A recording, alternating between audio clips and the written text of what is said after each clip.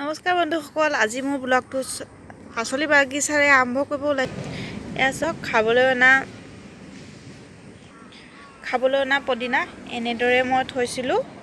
থওঁতে পাতখিনি শুকাই গ'ল, গতিকে মই এইখিনি পেলনি নোযোৱাও ৰুই দিম। আজি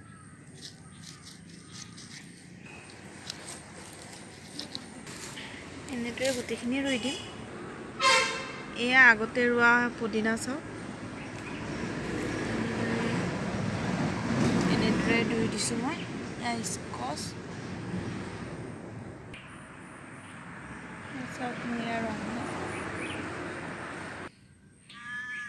এয়া লেচেৰা মাহ। লাহে লাহে দুই এটা আমি খাব পাৰিছোঁ। চব লেচেৰা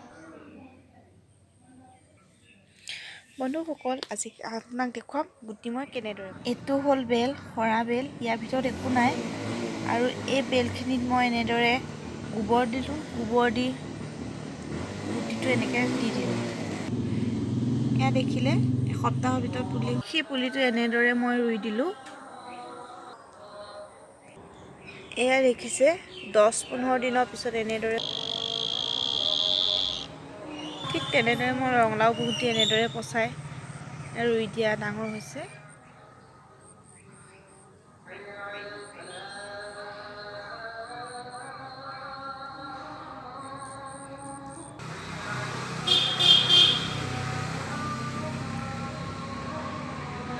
এনেদৰে মই লেচেৰা মাহ দিছোঁ। এনেদৰে একেধৰণে লেচেৰা মাহ গুটিও পচাইছিলোঁ।